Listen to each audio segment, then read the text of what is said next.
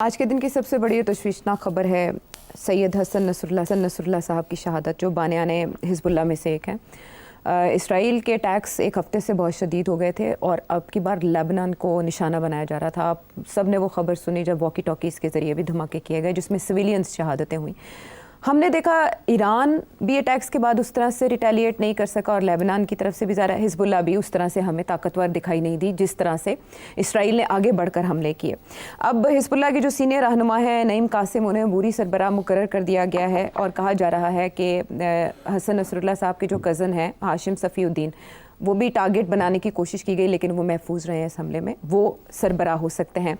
दूसरी तरफ जो ईरानी सुप्रीम लीडर अली ख़ामेनेई हैं वो ये मैसेज भिजवा रहे हैं कि तमाम इलाकाई मज़ाहमती क़ुव्वतें हिज़्बुल्लाह के साथ खड़ी होंगी। सवाल यहाँ ये पैदा होता है कि इस्राएली आर्मी चीफ़ का ये कहना है कि ये हमारा आखिरी हमला नहीं है, हमारे पास और भी बहुत से ऑप्शंस मौजूद हैं जो एक के बाद एक सामने आएंगे और हम टारगेट करेंगे।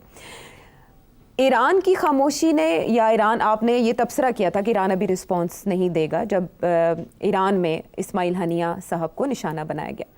क्या ईरान की जानिब से रिटेलिएशन में ताख़ीर ने हल्लाशेरी दी इसराइल को, और अब आपके ख़्याल में क्या ये ईरान को ट्रैप करने का कोई मंसूबा है? इस तरह से टारगेट करना हिज़्बुल्लाह के सरबराह को कितना बड़ा नुकसान समझते हैं आप इसको? जी बिल्कुल दुरुस्त सवाल है। ईरान को इन्वॉल्व करने में इन बिगर वॉर, वो तो इज़राइल का ऑब्जेक्टिव काफ़ी अरसे से है कि किसी तरीके के साथ ईरान को उस लेवल पे प्रोवोकेशन की जाए कि वो एक्सक्यूज़ मिल जाए इज़राइल को कि उसको अटैक करे, और स्पेशली न्यूक्लियर इंस्टॉलेशंस, जो कि अमेरिका का भी ऑब्जेक्टिव है कि न्यूक्लियर इंस्टॉलेशंस को नॉकआउट किया जाए। तो मगर ईरान इतना प्रोवोक नहीं हुआ जी। और ये आपका तज़िया भी है, ये सही कह रही हैं आप कि लोग यही कह रहे हैं कि वो चाहते हैं कि ईरान प्रोवोक हो के और कोई एक्सटेंड करे रेजिस्टेंस, जिस फिर इज़राइल अटैक करे ईरान को। अब इज़राइल की तरफ से 2-3 पैगाम दिए गए हैं। एक का जिक्र अभी आपने किया कि वो कहते हैं कि हम और भी अटैक्स करेंगे जी। दूसरी ये कि जो यूनाइटेड नेशंस में नेतन्याहू साहब ने कहा है कि हमारे पास ऐसे हथियार भी हैं कि हम हर कोने में पहुंच सकते हैं, ईरान की हर जगह पहुंच सकते हैं। और तीसरी बात ये जो नसरुल्लाह को असैसिनेट किया है जी, इसके साथ ये वाज़े हो गया कि वो जो सारी टैक्टिक्स थे हिज़्बुल्लाह के कि अंडरग्राउंड बंकर्स जी, उनको उन्होंने बंकर ब्रेकिंग बॉम्ब्स के साथ तोड़ दिया जी। बंकर बस्टर्स ये अमेरिका के पास है जी, ये इल्ज़ाम भी लगाया गया है ईरान की तरफ से। ये अमेरिका ने सप्लाई किए हैं उनको। हाँ, लेकिन ईरानी सदर कह रहे हैं हमें पता ही नहीं है। नहीं, जाहिर है वो क्या कहे, हमें पता है तो फिर चुप कर जाए उसके बाद। वो तो इस वक्त बड़े मुश्किलात का सामना है जो बाइडन कि एक तरफ जो बाइडन कहता है कि जी हमने एंथनी ब्लिंकन जो कि उनका सेक्रेटरी है उसने 11 चक्कर लगाए हैं मिडल ईस्ट के जी, इसी कोशिश में कि किसी तरीके के साथ कोई सीज़ फायर हो और जंग ख़त्म हो। एक तरफ तो ये वो दिखाना चाहते हैं जी। दूसरी तरफ जो फंडिंग हो रही है इजराइल की, कांग्रेस सपोर्ट जो मिल रही है अमेरिकन कांग्रेस से और अमेरिकन की अंदर जो इजराइल की जो लॉबी है उनकी तरफ से जो पैसे मिल रहे हैं और हिमायत मिल रही है, वो एक अलग बात है। तो इसलिए नेतन्याहू को तो कोई किसी किस्म की परेशानी नहीं है। He has the full support, जो इफ़ेक्टिव सपोर्ट। अब और जब भी कोई इशू बनता है तो अमेरिकन जो है वो वीटो इस्तेमाल करके रेजोल्यूशंस को ख़त्म कर देते हैं जी। अच्छा, अब मैं समझता हूँ कि इजराइल की ये बड़ी सोची समझी ये स्ट्रैटेजी है कि हिज़्बुल्लाह को न्यूट्रलाइज किया जाए। अच्छा। अब मैं आपको बताऊं क्यों। देखिए, Hezbollah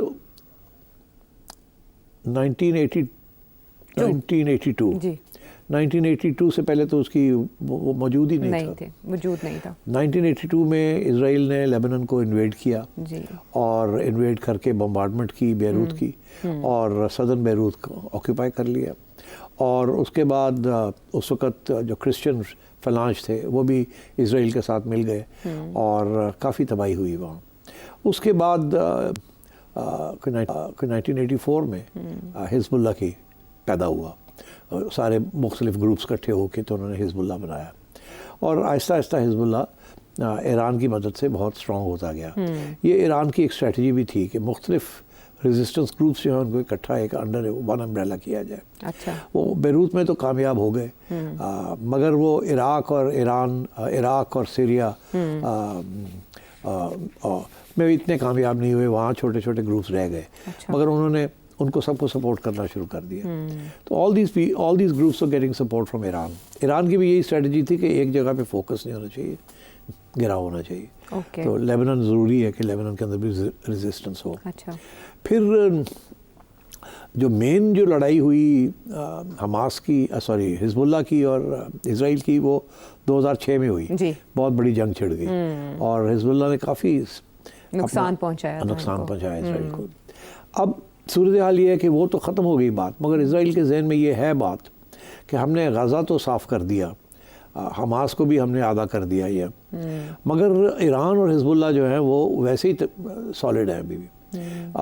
we need to weaken Iran, और ईरान को वीकन डायरेक्ट भी हम नहीं कर सकते directly, because it's a very big country and invading Iran is a big problem. मगर हिजबुल्लाह को हम आधा अगर कर दें और उनको डिस्ट्रॉय कर दें, अच्छा। तो देन हमारे लिए कोई प्रॉब्लम नहीं है in the middle east. Iran completely isolate हो जाता है, क्योंकि हमास के ऊपर तो सख्त किस्म की अटैक आ गई है और कुछ अरसे के लिए अगर ये अटैक कंटिन्यू की तो गाज़ा जो है उसको तो ऑक्यूपाई कर लेंगे 100%। अब इसने 50,000 के करीब लोग मार दिए, तो इसका ये मतलब है कि इट्स रूथलेस ऑल एंड्स। किसी स्टेज पे भी वो कोई सीज फायर नहीं करते, कोई बात नहीं मानने के लिए तैयार। एथनिक क्लेंजिंग कर रहे हैं फुल गाज़ा को, वो वेस्ट बैंक को, गाज़ा को क्लीन आउट करके उसको भी अब कॉलोनाइज करना चाह रहे हैं और इसराइल के बॉर्डर्स को एक्सटेंड करना चाह रहे हैं।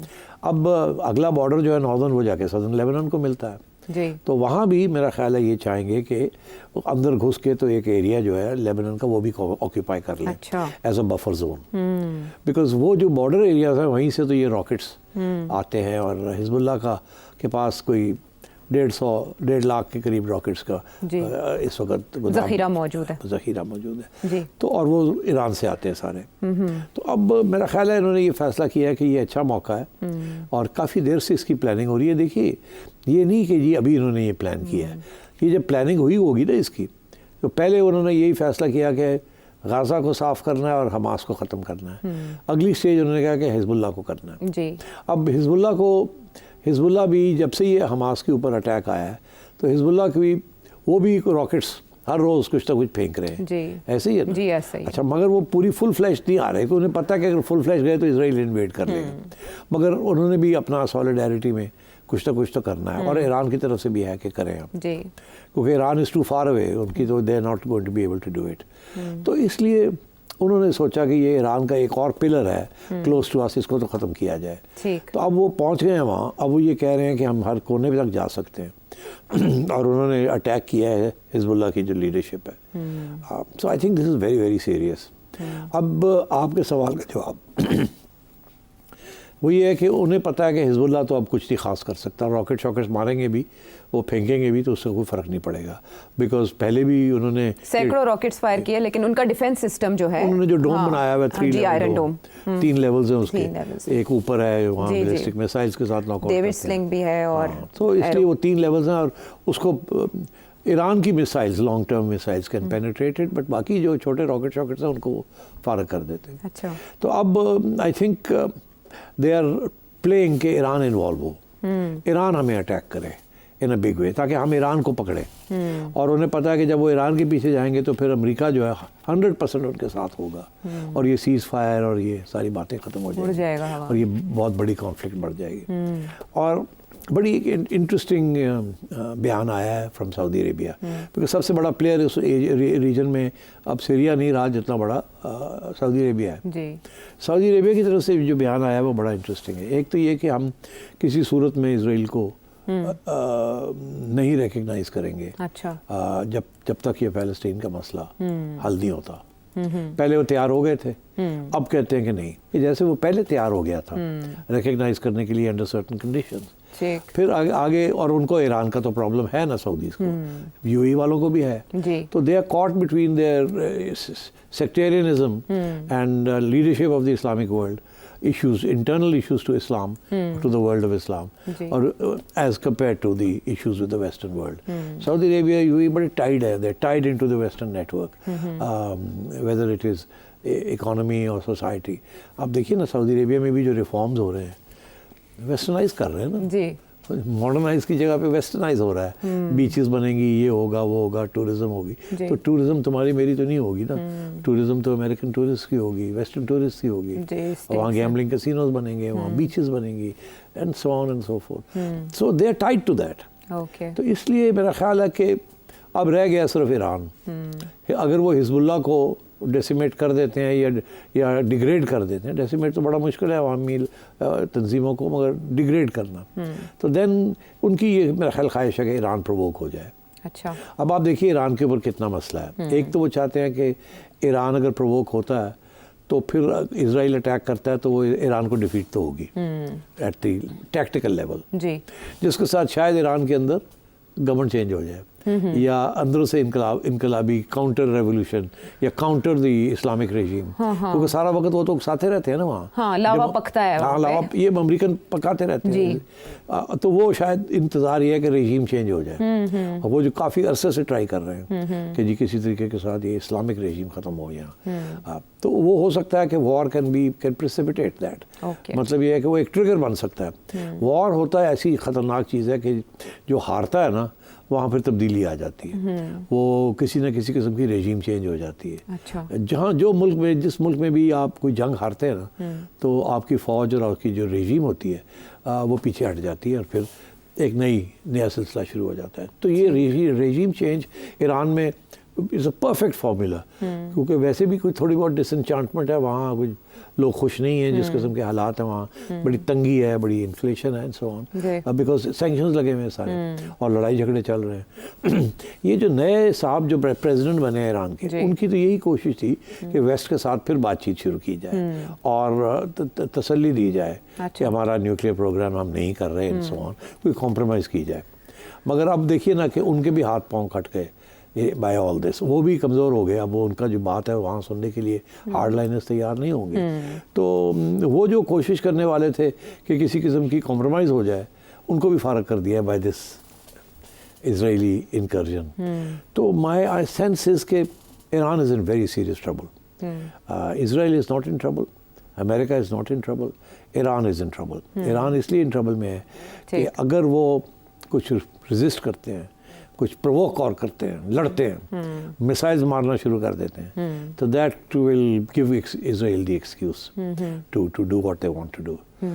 एक, और अगर नहीं करते तो मुल्क के अंदर बेचैनी होगी कि यार we are being insulted, we are being dishonoured, हमें क्या हो गया।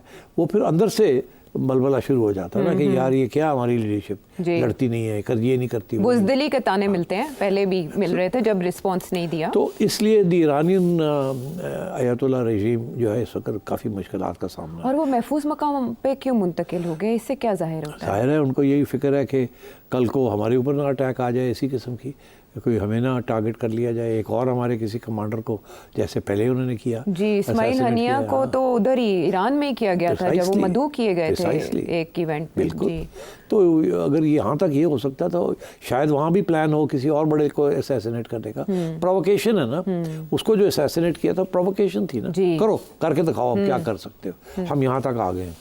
उन्होंने क्या किया? कुछ भी नहीं किया, छोटा मोटा इशारा करके फिर फारग हो गए, ऐसे था ना। और उसके बाद बयान भी आया कि हम समझते हैं कि हमें ट्रैप करने की कोशिश की जा रही है, हम इस ट्रैप में नहीं गिरेंगे। अगर यार वो प्रोवोकेशन इतनी खतरनाक है कि ट्रैप तो वो तो फिर गिरना पड़ेगा उसके अंदर, नहीं तो वैसे ही तब्दीली आ जाएगी। अच्छा।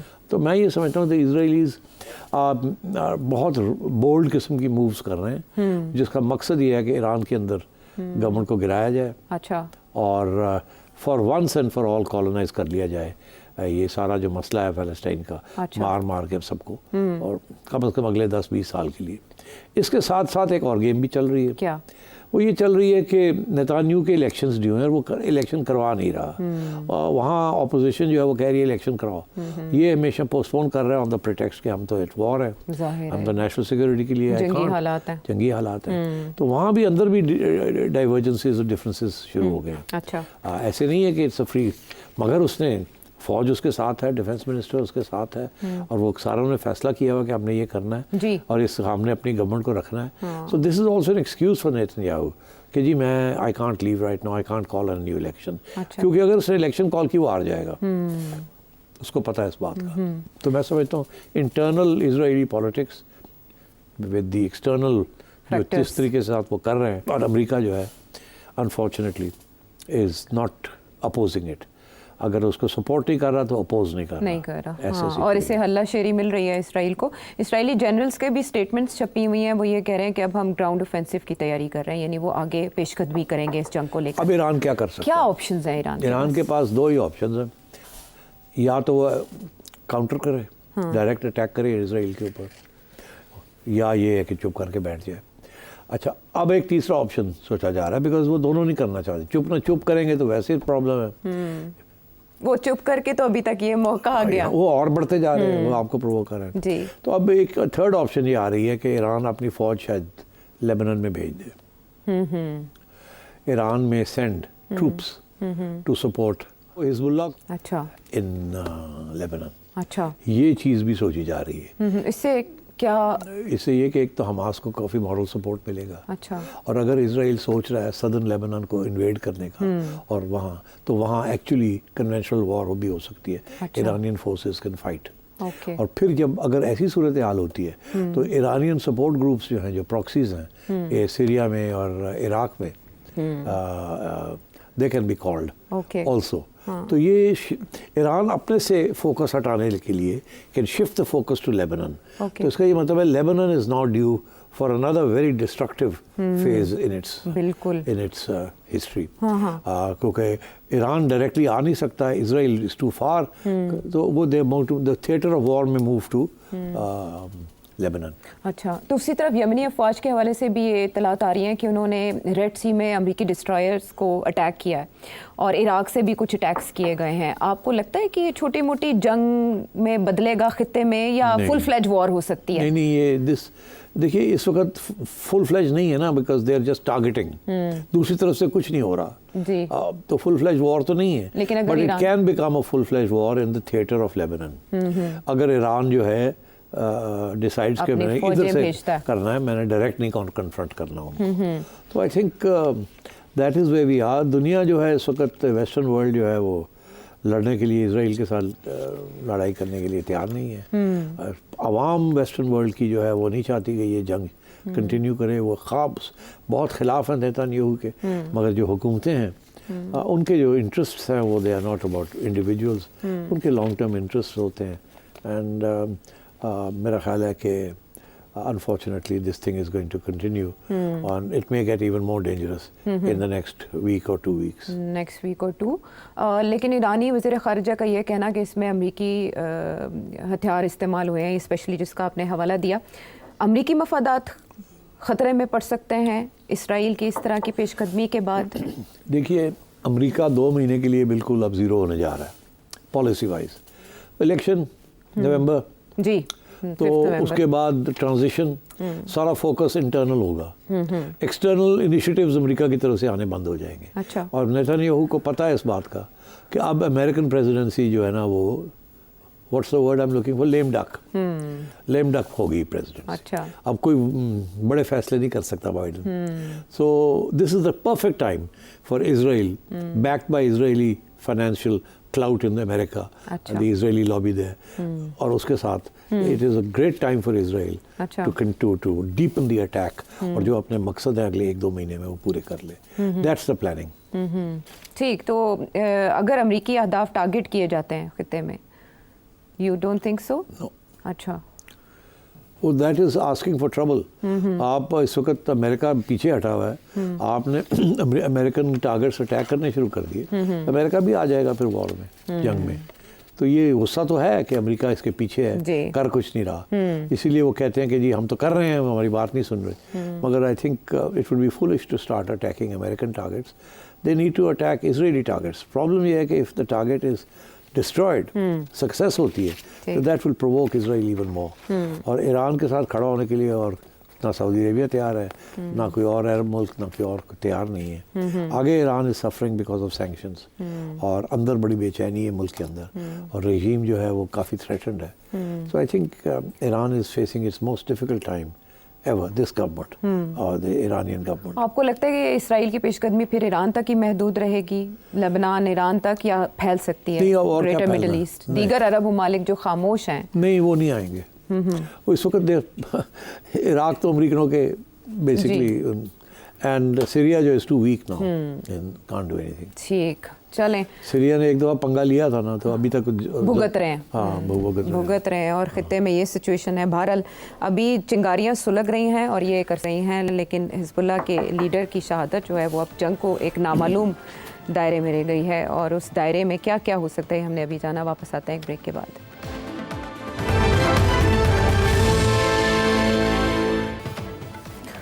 शो में साथ देने का शुक्रिया। और अब आते हैं अपने मुल्की मामलात की तरफ वापस, जिसमें है हलचल इमरान खान साहब के ऐलानात की वजह से, उनके बयानात की वजह से। जितना मसाला मीडिया में बिकता है वो सब उनके बयानात की वजह से होता है। जितनी एंटरटेनमेंट मिलती है, इंटरेस्ट पैदा होता है। वो यूं कि लाहौर का जलसा हुआ, उससे पहले 8 सितंबर को अली अमीन गंडापुर साहब ने इस्लामाबाद में जलसा करते हुए 15 दिन में कहा था कि वो अपने लीडर को छुड़वा लेंगे। अब 20 दिन हो गए आज, लेकिन ऐसे में आज उन्होंने पिंडी एहतजाज की कॉल दी हुई थी। लाहौर में जलसे के बाद मियाँ वाली का नाम लिया गया, और मियाँ वाली के बाद कहा गया कि पिंडी में करेंगे जलसा, लेकिन पिंडी में फिर उसे एहतजाज में बदल दिया गया। अब उसमें यह है कि अली अमीन गंडापुर साहब भी हमें लीड करते दिखाई दिए। बैरिस्टर गौहर तो अरेस्ट हुए, फिर रिहा कर दिए गए। हमने दीगर रहनुमाओं के लीडर्स के कोई ऐसे पुरजोश खिताब नहीं देखे। सोशल मीडिया के थ्रू ही हमें सब पता चला कि कौन कहाँ पहुंचा। वो भी आधा पता चला, आधा नहीं पता चला। हाँ, सोशल मीडिया तो बंद है ना, जी, वो कुछ फायरवॉल है और भी बहुत से फिल्टर्स हैं, लेकिन वो जो ग्रुप्स में चलता रहा, आपने भी देखा, हमने भी देखा, उसमें शेलिंग हमने देखी होती हुई, और बड़ी तादाद में वैसे हमें कारकुनान दिखाई दी अली अमीन गंडापुर साहब के साथ जो थे। लेकिन अली अमीन गंडापुर साहब इससे पहले कि वो पहुंचते पिंडी, उन्होंने बुरहान इंटरचेंज से पेशावर वापसी का सफ़र पकड़ लिया, और ये सुनने में आया है कि कारकुनान वापस नहीं जाना चाहते थे। तो क्या मिला आपके ख्याल में इस एहतजाज से पाकिस्तान तहरीक इंसाफ को और खुसूसन इमरान खान साहब को पिंडी में? बहुत इम्पोर्टेंट सवाल है। देखिए, ये तो है नहीं कि उनको पता नहीं था कि ये होगा, सबको पता था कि यहाँ तक जाएंगे, आगे से वो रोकेंगे, ये होगा, फिर हम वापस आ जाएंगे। लाहौर का भी उन्होंने देख ही लिया था जी। तो मेरा ख्याल है कि कि ये काम करते चले जाओ। अच्छा, ये इस गवर्नमेंट को स्टेबल ना होने दो। इस गवर्नमेंट को कॉन्स्टेंटली कहीं ना कहीं वो कहें चूड़ियाँ बढ़ते रहो, वो इसलिए कि किसी न किसी स्टेज पे कोई हादसा हो जाएगा। अच्छा, आज फॉर एग्जांपल अफवाहें शुरू हो गई, पीटीआई वालों ने शुरू कर दी कि जी फायरिंग हो गई है, ये हो गया है, वो हो गया। हालांकि कोई ऐसी एविडेंस नहीं है किसी चीज़ की। मगर देखिए, जब इस किस्म की सिचुएशन हो जहाँ लोग चार्ज हों और टेयर गैसिंग हो रही हो और एक ठा हो जाए, तो पता नहीं चलता ना कहाँ से ठा हुई है। और अगर किसी ने मिसचिफ क्रिएट करनी और ठा करना है, और किसी पुलिस इंजर हो जाती है, तो वो तो फिर although they were told not to carry arms, मगर फिर कोई ना कोई तो अफसरों के पास तो हथियार होते हैं ना। हाँ, इवन दो रैंक फाइल के पास नहीं होते। तो you know these things can get out of hand. Khan की ये कोशिश है कि कहीं ना कहीं कोई हादसा हो जाए, आवाम के ऊपर फायरिंग हो जाए, बंदे मार जान, एक नया ड्रामा हो जाए। अच्छा। तो जब तक ये काम चलता रहेगा, 2000 बंदा भी आ गया, 3000 बंदा भी आ गया, कोई लाहौर में आया, कोई पिंडी में आया, कोई मरी में आ गया, कोई आज़ाद कश्मीर में आ गया, कहीं ना कहीं कुछ ना कुछ लाशें ना आ जाए। वो लाशें ढूंढ रहा है। अच्छा, वो चाह रहा है कि किसी तरीके से ये हो। अच्छा, उससे क्या होगा? उससे ये होगा कि इस वक्त एक और पूरी रूमर्स चल रहे हैं, अभी रूमर्स हैं, वो ये कि जी ये देखें ना, ये गवर्नमेंट नाकाम हो गई कंट्रोल करने में। जजेस को भी कंट्रोल नहीं कर सकी, और इधर इमरान खान को भी कंट्रोल नहीं कर सकी। तो ये तो नाकाम हुकूमत है। किसी और इस हुकूमत को चेंज करके कोई और लाया जाए जो कि तकड़ा है, सही तरीके से इमरान को भी टैकल करे, जजेस को भी टैकल करे, और ये सारा जो बोझ है खुद अपने ऊपर ले, हमें हमारे ऊपर क्यों ये आ रही बात। जैसे माजी में पंजाब में ऐसे हुआ ना, ऐसे ही पीटीआई हुआ। को भी कंट्रोल किया गया और उस समय तो अदालत की भी नहीं मानी गई थी। नहीं मानी गई जी। तो अब यहाँ इस किस्म की बातें वहाँ होनी शुरू हो गई हैं कि यार ये लोग हैंडल नहीं कर रहे, ये हम बदनाम हो रहे हैं, ये अपने लगे हुए इधर उधर अपने काम करने में, और ये भी IMF और ये सारा कुछ जो ये तो हमने करवाया है जी। इन्होंने क्या किया, इन्होंने तो काम खराब कर दिया था, हमने अपना बंदा लेके आए हैं और उसने फिर जाके किया है, और SIFC ने किया है और मैंने किया है। जी जी। अब मैंने वाली बात भी आप डिस्कस कर लेते हैं कि मैं क्या कर रहा हूँ या क्रेडिट कौन ले रहा है और कौन नहीं ले रहा, जो कामयाबी हुई है। जी जी बिल्कुल। वो भी अगले दौर से बात कर लेते हैं उसकी। हाँ, सब तो अब बात ये है कि तो ये सारी चीज़ें चल रही हैं साथ साथ कि क्या ये गवर्नमेंट रहेगी कि नहीं। कल भी आपने पूछा था, मैंने कहा रहेगी, मगर मैंने आपको बताया था कि मसले क्या हैं, और अगर ये कॉन्स्टिट्यूशनल अमेंडमेंट पास ना कर सके तो फिर इल्ज़ाम भी लगेगा आप तो मौलाना को भी नहीं साथ लेके चल सके। तो उससे बेहतर है हम ऐसे लोग ले आएँ जो ये सारा काम कर लेंगे, तो आपकी क्या ज़रूरत है। ठीक है ना। तो ये मेरा ख्याल है इस किस्म की बातें शुरू हो गई हैं, और इमरान खान की स्ट्रेटजी बड़ी इंटरेस्टिंग मुझे अब जाके समझ आ रही है कि इसका एक और पहलू भी है जिसको मैंने पहले कंसिडर नहीं किया। पहले मेरी कंसिडरेशन ये थी कि वो चाहते हैं कि बदनामी तो सारी खैर हो फौज की, मगर उनके अंदर भी कोई बेचैनी को एक्सप्लॉइट करने की कोशिश की। अब उनको समझ आ गई खान साहब को कि अंदर से कुछ नहीं होना। अच्छा। पक्के नहीं हो, डिसिप्लिन इज सॉलिड एंड कोई ऐसी बात नहीं है, and the chief has got his strong hand, he is solid. अब खान साहब ने सोचा फिर उनकी करिए। अब उन्होंने सोचा कि डेड बॉडीज अप्रोच। अच्छा। पहले ये था ना कि वो अटैक करो इंस्टीट्यूशंस और वहाँ बेचैनी क्रिएट करो और रिटायर्ड लोगों को साथ लेके चलो। अब वो स्ट्रेटजी छोड़ दी, लगता है कि वो नहीं हो सकता कामयाब, अंदर से कुछ नहीं होगा। अच्छा। अब ये है कि चलो फिर एक गवर्नमेंट गिराओ। क्यों गवर्नमेंट गिराएंगे तो किसको लाएंगे, प्रॉब्लम बन जाएगी ना। It's not easy. तो एक तरफ जैसे Israel is trying to provoke Iran, मैं समझता हूँ कि खान साहब इज ट्राइंग टू प्रोवोक कि आप टेक ओवर करें, आ जाओ। वो एटीट्यूड ये है कि जी असि तो already we are under fire, मैं तो जेल में हूँ, जी जी, मेरे साथ क्या हो सकता है, और ठीक है ना, जो वो तो अभी करना चाहे तो कर सकते हैं। तो अभी सबसे बड़ा नुकसान तो इनका होगा, मईशत भी बह जाएगी एक दफ़ा, फिर दुनिया भी पीछे हट जाएगी, ठीक, they'll get into trouble, then they won't be able to manage anything, और नून लीग भी एलिनेट हो जाएगी जी, फिर वो भी साथ नहीं देगी, तो ये फिर आइसोलेट हो जाएंगे। तो इनका ख्याल है कि ये डंडे के साथ काम कर लेंगे, डंडे के साथ काम नहीं होना, मईशत बह जानी, डंडे नाल मईशत नहीं चलती। तो खान साहब की मुझे ऐसे लगता है कि ही इज ट्राइंग कि अगर वहाँ नहीं कुछ हो सका, अंदर नहीं गड़बड़ करा सका, तो वो चाह रहा है कि ये जो गवर्नमेंट है शहबाज शरीफ साहब की, इसको तोड़ा जाए, लॉ एंड ऑर्डर के जरिए, लॉ एंड ऑर्डर क्रिएट करके, इनकी नाकामी शो करके, अच्छा, और अमेंडमेंट रोक के, और ये कर के और इनको निकाला जाए। तो फिर क्या करेंगे, ये खुद आएंगे या कोई और किसी को लेके आएंगे? किसी और को लेके आएंगे तो वो तो फिर वो भी नहीं चलेगा ना, बिकॉज इस वक्त एक पार्टनर है जो जैसे भी है, वोट तो पड़ा ना, फिर भी सीटें शायद उतनी ना मिली हों, मगर वोट तो है ना इनका जी।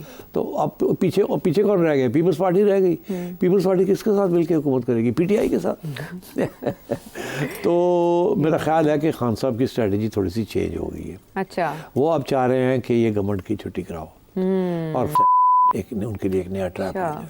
ठीक, यानी जलसों से एहतजाज की तरफ इसलिए आए हैं, गवर्नमेंट को अब वो चाह रहे हैं कि गवर्नमेंट की तरफ से पुलिस करती है, हाँ, पुलिस को स्पॉट पे ले आए, पुलिस गड़बड़ करे, ठाठू हो जाए, हाँ, बंदे मार जाए, लाशा आ जाए, हाँ, शोर पै गया। तो अब डायरेक्ट आना जो है ना, आने को तो इट टेक्स 5 मिनट्स जी। ठीक है, तो इमरान खान साहब की इसके पीछे ये चाल है, लेकिन एक चीज़ ये कि इमरान खान साहब के बगैर जलसे या एहतजाज कैसे देखते हैं? अली अमीन गंडापुर साहब भी अब क्राउड पुलर है, कोई और फेस नहीं है? क्राउड पुलर क्या, आप देखिए, वो उसका ना लाहौर आने का इरादा था सर, ये था कि यहाँ बार बार निकले और टीयर गैसिंग शुरू हो जाए, हाँ, हुई ना, हाँ, यहाँ भी वही हुआ ना, हाँ, वो तो वापस चला गया, पहुंचे ही नहीं पिंडी, हाँ, नहीं पहुंचे। तो वो यही उसकी स्ट्रेटजी है कि इमरान की, हाँ, कि चीफ मिनिस्टर को बचा के रखना है, ठीक, तू ना उधर जाना तो गिरफ्तार कर लेंगे, तो अपनी प्रोविंस हिच रहा है, अच्छा, ठीक, हाँ, आओ जाओ निकलो और शोर शराबा पाओ, हाँ, लोगों को निकालो और कोशिश करो कि कुछ गड़बड़ हो जाएगा। लेकिन हर जगह अली अमीन गंडापुर साहब का ये फेस, वही पोस्टर बोए हैं क्या पाकिस्तान तहरीक इंसाफ के, और कोई नहीं है। काना पहुंचते हैं,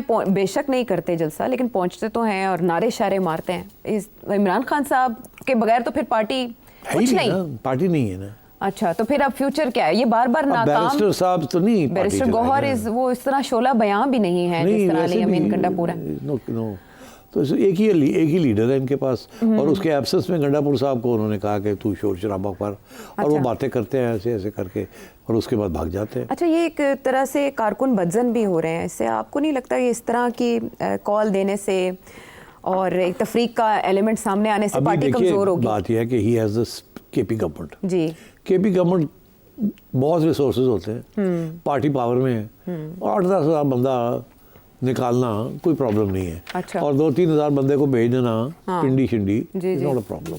MNAs MPs को ले आओ जी, 2-2 बसां फाड़ ले आओ, अच्छा। ठीक है जी, तो 100 बसां तो वैसे ही हो जाती हैं। 100 बसां का मतलब 5000 बंदा, 5000 बंदा लगता है 20,000। अच्छा। तो अगर वो शोर शराबा में आ जाए और टेयर गैसिंग हो जाए और गाड़ियाँ टूटनी शुरू हो जाएं, तो then you can imagine anything can happen. ये होती है वो ओकेजन्स जहाँ कुछ भी हो सकता है, और कोशिश इनकी है कि कुछ हो जाए, गलती दूसरी साइड से हो तो हो जाए कुछ।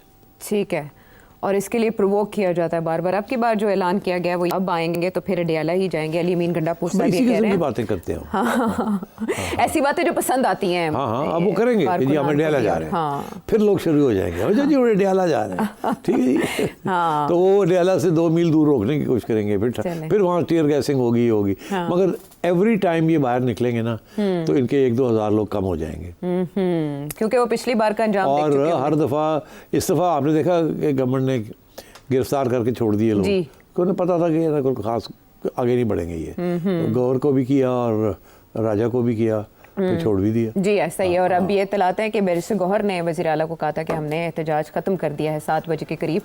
तो ये चल रहा है पार्टी मामलात, पाकिस्तान तहरीक इंसाफ के मामलात, और अब इसके बाद क्या स्ट्रेटजी होती है ये अगली गुफ्तगू में पता चलेगा जो अडियाला जेल में होगी। वापस आते हैं ब्रेक के बाद।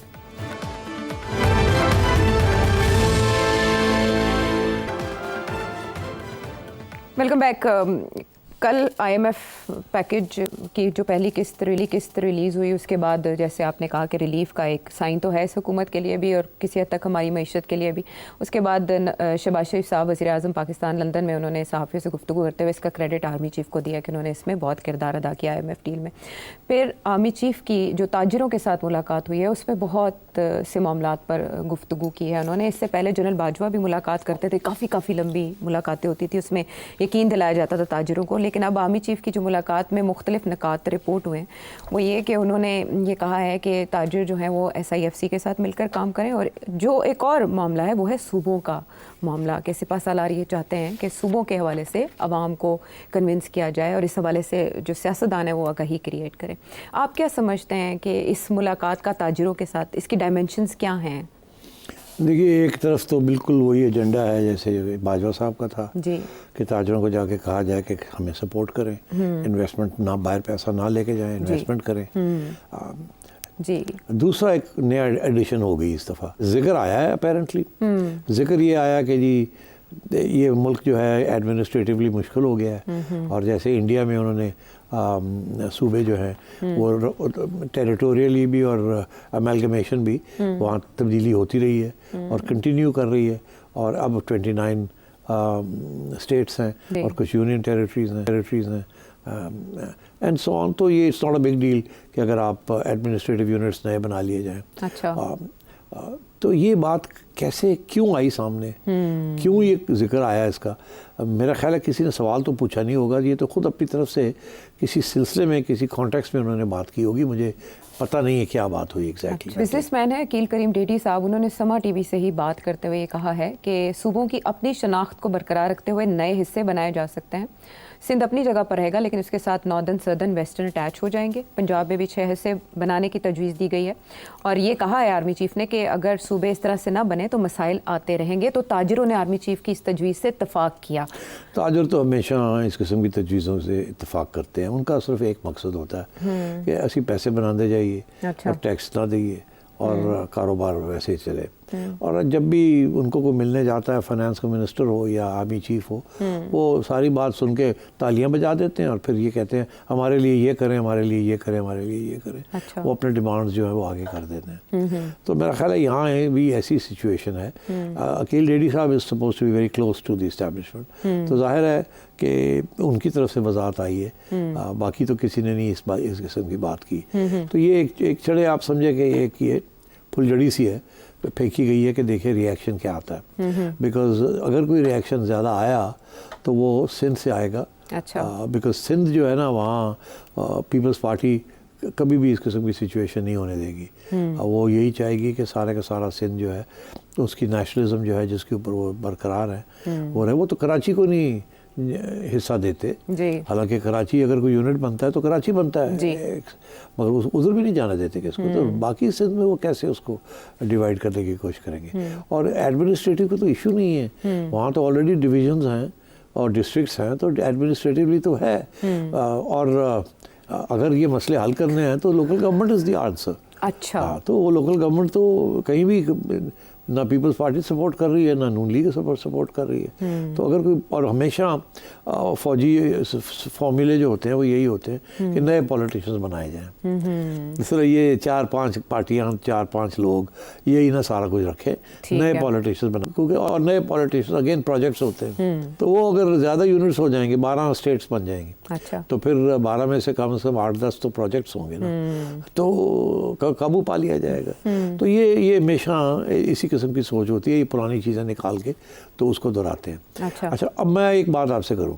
इन प्रिंसिपल मेरा ख्याल है कम से कम 20 साल पहले मैंने एक इदारिया लिखा था जिससे मैंने कहा था कि कोई हर्ज नहीं है कि यहाँ 12 प्रोविंसेस हों। अच्छा। और शायद बेहतर हो जाए अगर लोकल गवर्नमेंट तकड़ी हो जाए और 12 प्रोविंसेस हो जाए, तो शायद ये मैनेजेबल हो जाए सारा कुछ पाकिस्तान का जो सिलसिला है। अच्छा। ये जो 1 यूनिट, 2 यूनिट्स, 4 यूनिट्स, 5 यूनिट्स और फिर ये सब नेशनलिज्म जो बढ़ रही हैं, मे बी इट्स बेटर कि आप डिवॉल्व कर दें पावर। ओके। बिकॉज अभी ये होता है आशा के प्रोविंस वाइज प्रोविंस पैसे देती नहीं लोकल गवर्नमेंट के लिए, वो कहती है हम ही रखेंगे। MPs जो है वो सारा कुछ रखना चाहते हैं और नीचे देना नहीं चाहते कुछ, और इसीलिए लोकल गवर्नमेंट नहीं चलने देते, क्योंकि वो इख्तियार भी देने पड़ते हैं, पैसे भी देने पड़ते हैं। तो ये सिलसिला वैसे भी ये इतना अच्छा सिलसिला नहीं है।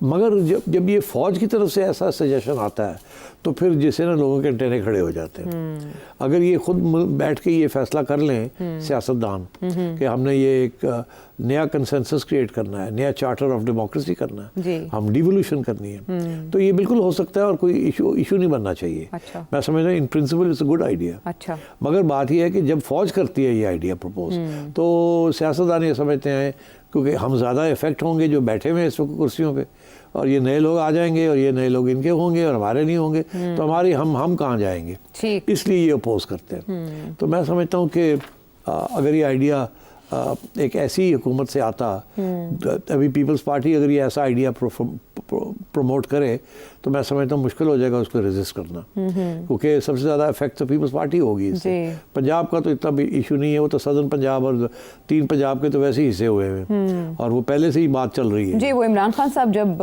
आ रहे थे, आना चाहते तो जनूबी पंजाब सूबा महाज, आपको पता है वो तहरीक बड़ा जोर पकड़ी थी, फिर बैठ गई।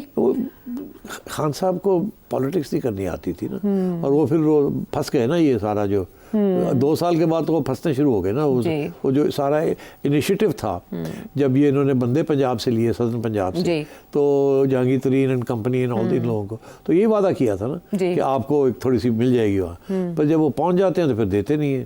तो मेरा ख्याल है कि अगर पीपल्स पार्टी की तरफ से ये तजवीज़ आती तो इसमें ज़्यादा वज़न होना था, बनस्बत इसके कि चीफ की तरफ से आई है तो ऑलरेडी सियासतदान जो हैं वो सस्पिशियस हैं, they will get more suspicious, but in principle having more provinces is a very good idea. अच्छा। Administratively, along with local government, federal government should only be looking at foreign policy and economic policy. ठीक। बाकी सब कुछ promises के पास होना चाहिए, और ऐसा ना हो कि प्रोमिसेस जो हैं वो उनमें ऐसी नेशनलिज्म उभरे कि वो आपकी रियासत का जो ढांचा है इस मुल्क का फेडरल उसको मुतासिर करे। And that can only happen if you devolve power in such a way that lots of little vested interest are created. और डेमोक्रेसी के लिए भी अच्छी बात है वो। जी ठीक है, चलें ये आइडिया तो हो गया क्लियर। उन्होंने मुलाकात में ये भी कहा कि प्रॉब्लम्स जो ताजिर बरादरी की हैं वो हम प्रायोरिटी पे हल करेंगे। एक साल पहले ये कहा था कि मायूस मत हो, मायूसी गुनाह है, आपने उम्मीद नहीं छोड़नी। मुआशरे में मायूसी पैदा करने की नाकाम कोशिशों को इज्तिमाई काविशों से शिकस्त दी। ये मायूसी पैदा करने वाले अनासिर कौन? नहीं, देखिए मायूसी तो थी ना, बाजवा साहब भी यही कहते थे कि बिल्कुल ठीक हो जाएगा, आप मायूस ना हो, हेल्प अस, सपोर्ट अस, 6 महीने मुस्बत रिपोर्टिंग करें। हाँ ये कहा था, तो नहीं हुआ ना, बिकॉज जो पॉलिटिक्स थी वो बड़ी ठीक नहीं थी। बाजवा साहब ने जो पॉलिटिक्स खेली वो ठीक नहीं थी, रिजल्ट इंस्टेबिलिटी रही जी। खान ना IMF के साथ जा सका ना उनके बगैर, और फिर ये सब कुछ ही रुक गया। अच्छा, अब ये है कि इस वक्त की सिचुएशन ये है कि मैसेज तो वही है कि मैं आप साल पहले यही मैसेज थी इनकी कि आप रहें, फिक्र ना करें, सब ठीक हो जाएगा। मीटिंग हुई थी, मगर हाँ। अब वो जो कह रहे हैं वो कह रहे हैं मैंने क्या कहा था, हमने करके दिखाया ना, करके दिखाया। हाँ। IMF आ गई है ना, इंटरेस्ट रेट्स गिर रहे हैं ना, ग्रोथ बढ़ रही है ना, इन्फ्लेशन गिर गई है ना, और बैलेंस ऑफ पेमेंट्स बेहतर हो गया ना, डेट रीशेड्यूलिंग हो गई है ना, हमने कहा था ना कि हम कर लेंगे। तो अब जो है he is on a strong wicket. Right. इन्होंने फास्ट बॉलिंग करके आउट भी कर दिए हैं और अब बैटिंग की तरफ आ गए हैं। अब वो सोच रहे हैं कि मैं कोई लंबी कोई सेंचुरी बनाऊं। कॉन्फिडेंस है ना, कॉन्फिडेंस आ गया, तो अब वो मुस्कुरा के कहते हैं मैंने की गया सी तो ठीक। तो उन्होंने है कि मेरे नाल चलो। I think he is feeling confident, right. And I think that's what's worrying PTI and many others, कि अगर ये कॉन्फिडेंस आगे जाके इकोनॉमी 4-5 में पहुंच गई तो फिर साडा की होएगा। और इसीलिए शहबाज साहब ने ये कह दिया कि इसमें मेजर एफर्ट जो है वो आर्मी चीफ लंदन में उन्होंने, और वो बाय द वे वो मेजर एफर्ट इज एक ऐसे शख्स को लाना जिसने नेगोशिएट सही तरीके से किया है विद द IMF। ये नहीं कि क्रेडिट गोज टू हिम, और इन्होंने ढूंढा, इन्होंने तो लगाए हुए थे अपने जॉनीज, आपको पता ही है वो फेल कर गए। अब नाम नहीं लेंगे नहीं, अभी भी लगे हुए हैं लेकिन कहीं और, प्लीज ठीक है, कोई नाम नहीं लेने इनके जॉनीज के। तो मगर और दूसरी बात ये कि ये जो सऊदी अरेबिया, UAE सब आए हैं, ये तो जाहिर है आर्मी चीफ की तरफ से उनकी, बिकॉज ऑब्वियसली कुछ ऐसी एग्रीमेंट्स या कंसेशंस हुई हैं एक दूसरे के लिए, वो पक्की जगह से होती है, वो पक्की जगह से होती है, और कॉन्फिडेंस भी उनका इनमें है, इनका उनमें है। और ये तारीखी एक रिलेशनशिप है बाय द वे, जो कि ज़्यादा लोगों को नहीं पता, but there is a long relationship between the Pakistani military establishment and the kingdoms. बिल्कुल सब सिक्योरिटी नेक्सस एक है जी, ओवर टाइम, एंड वो MBS भी उसको रखना चाहता है। तो I think in all fairness credit must be given where it is due. ठीक है, बस इस जुमले के साथ कहने की गुंजाइश बाकी नहीं है। इजाज़त दीजिए अगले प्रोग्राम